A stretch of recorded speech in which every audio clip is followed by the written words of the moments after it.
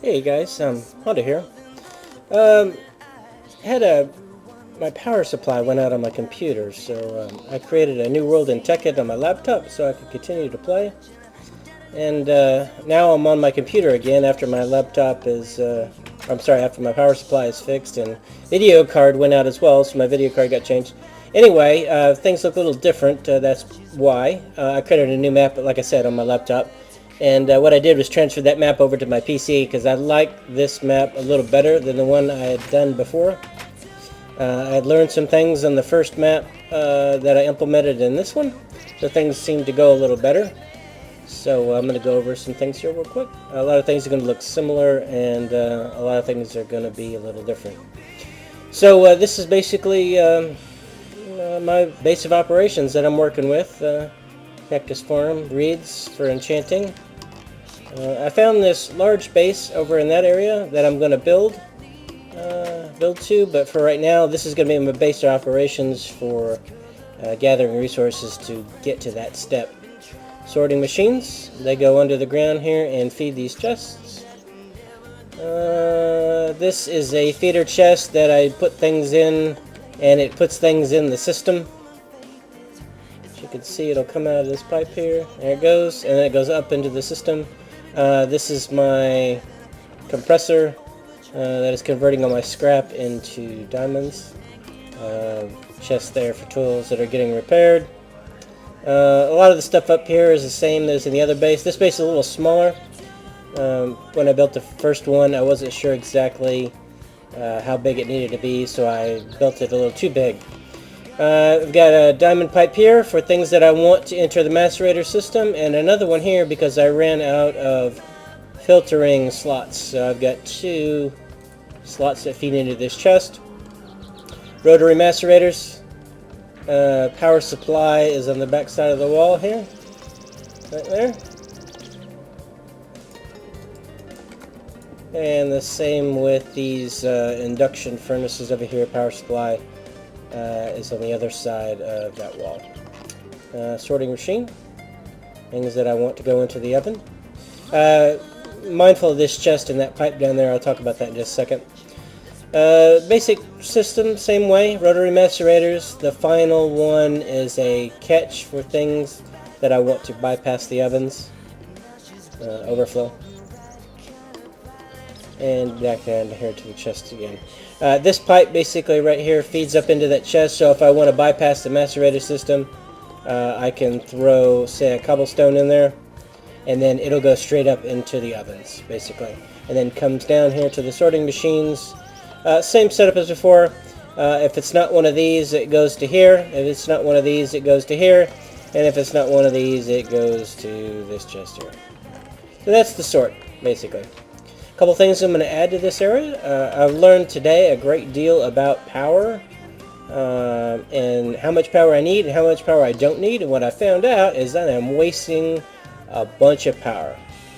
I am producing too much power for the equipment that I'm using. So what I'm going to do is create a huge storage supply system over in here. So the power that I generate during the day with solar and combustion engines, the excess will come to this spot or wherever else I decide to put it, somewhere over there maybe, and it'll be stored in large storage cells to be used for the next day, basically.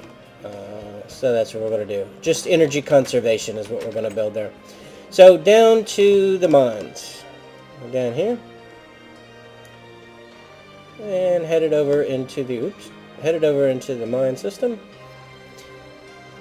Pipes, cobblestone pipes, boosted by gold pipes, heading all the materials up to the base to be turned into diamonds if I don't want the scrap, and then to be kept if I do, and macerated and placed into the ovens. Keep in mind this here, we'll talk about this in just a little bit. Can't really see too much, but there's some pumps up there. As you can see, there's 2 sets of pipes, and we'll talk about that in a little bit. But for now, and that's something else I learned as well about combustion engines, is my combustion engines started exploding on me for some reason. I'll talk about some of the pitfalls that I ran across, so you don't run across those as well. quarry number 1 here. It's digging all that out there and going about its merry way. Quarry number 2 over there. I basically just started that one today because, like I said again, I was wasting a bunch of energy and I needed to create more quarries to consume some of the energy that I was using. These solar cells are going to go away. These are going to go, I'm not sure where, but they're going to go somewhere else. This is extremely inefficient. This is an example of what not to do. The reason this is so inefficient is because basically I have a bottleneck of power. These solar panels here, these low, not to get too much involved in the numbers basically, but these lower solar panels are producing 8 EUs a piece, which means I have 1, 2, 3, 4, 5, 6, 7 of them. So I'm producing 56 powers worth of EU. This will only release 32. So the difference is getting bottlenecked and it's not being used. It's just being absorbed into the air. So either one or two things need to happen. I need to create a battery box here to store the excess energy or have less solar panels. One or the other. What I'm going to do is completely eliminate this and use the solar panel somewhere else because the combustion engines that I have are more than enough to power these 2 quarries. And I'll talk just a little bit about that too. Again, I don't want to get too involved into the numbers. I'm a numbers person and a lot of people aren't, and I don't want to bore people with numbers because they can be kind of boring. Combustion engine section, I've got 3 here and 3 here. These are independent sections here. These 3 engines here run off those 3 groups of water storage units, and these 3 engines run off those 3 there. And they need to be separate like that, and I'll talk about that just a little bit. Basically, 1 pump's worth of water needs to feed 1 combustion engine. The problem that I was having was I had 8, 10, 12 water supply pumps feeding 3 engines, and my engines were blowing up. So it leads me to believe that if you have too much water or too few water, too little water, it can cause a problem with your engines. So if you have a 1-to-1 ratio, 1 pump to 1 engine, it seems to work much better that way. So that's why I have them split out like that. Let's go to the daytime, and we'll go upstairs and talk about the coolant. Basically, switch there, turn the fuel on and off for these, and I just leave that on. It's not a problem to have fuel pressure. It does seem to be a problem to have excess water pressure. So since I wanted those 3 sets to operate independently of one another, I wanted the pipes to draw from the same water source. So what I have created here is 1 pump for each group of 3, and so they basically operate independently. And one is a stone pipe and the other one is a cobblestone pipe, so they can run side by side, basically, one on top of the other. So that's that. And then we're going to go over to the refinery and wrap this up a little bit. I've got a little bit of a farm section over here for resin, since I produce a lot of solar panels. I need a lot of resin. And then I've got a little bit of tree farm over here as well. But right here is where we have the resin farm. And they're just a bunch of rubber trees. And then a nice thing to do is to knock the leaves away so you can get at the base of the trees so you can pull those resin patches off. And we'll run over here to the refinery here real quick. It's not too far away. And this is the problem that I was having. That is some oil.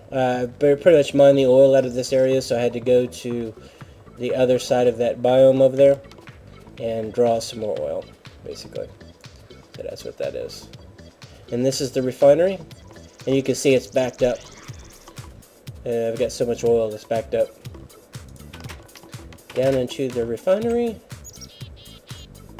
and this is the storage, all full.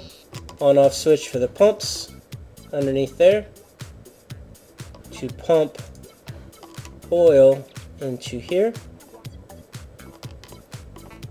And I made this solar because I was having so much problems with the combustion engine. That basically pumps oil over to here, to this tank, and then this tank pumps oil to the refinery, and then this solar system powers this refinery and produces oil, gas rather, and the gas runs over here to these tanks and is stored and pumped. As you can see, it's backed up pretty good. This runs directly to those 6 engines. So I need to turn this pump on again because I'm running low there. But basically, that's it. That's what we've been doing. Enjoying the Tekkit expansion. Learning lots and lots about the machinery, things to do, things not to do, power usages and things like that. Having a great deal of fun. These pumps, by the way, these are all runoff infinite water patches. Sometimes these do run dry, so you got to be careful with them. It seems to be about every 3 or 4 hours an infinite spring will actually dry up. It's kind of weird. I don't know if it's a glitch or whatever, but they do kind of dry up. So you have to, even though they are infinite, you got to keep an eye on sometimes, because sometimes they will, like I said, they'll glitch out, and you'll stop getting water pressure, and your combustion engine will blow up because it ran out of coolant. So keep an eye on that. I will pause real quick, and I'm going to run over to the place where I plan on building this large basin so you can take a look at it, what it looks like before we go messing around with it. So we're on our way. Okay, coming up to what will soon be our new home. And this is where we're going to build a base. This looks pretty awesome. I like this. I've never seen anything this massive before. But this just screams build a base in me. So I like it. It's got a little bit of an underground section, a little bit of an above ground section. I'm gonna keep to my methods of building bases and just adding flooring, keeping it as natural as possible. I got a cavern system it'll be in the base. It'll be incredible. So I'm gonna light it up. This expansion has lights and all kinds of funky stuff. So it's gonna be good times building this thing. It's gonna be pretty amazing. So anyway, if you guys are thinking about the Tekkit expansion, I highly recommend it. It is free of charge, as long as you have a paid version of Minecraft. You can play Tekkit. Just go to Tekkit.com and you can download the launcher for single player. And then if you want to do a server as well, you can certainly do that as well as there too. You can download the launcher for the multiplayer servers. So anyway, good times. You guys have any questions, feel free to ask. I've learned a great deal about this expansion since I started playing it. And it is, the thing I like about it the most, it has a lot of variety. I really love Minecraft. But it was lacking a little something for me. I was kind of running into a dead end with it, things to do. But this Tekkit stuff seems to give a lot more flexibility with some of the things you can do, and a lot more in-game sort of stuff. Anyway, take care, guys.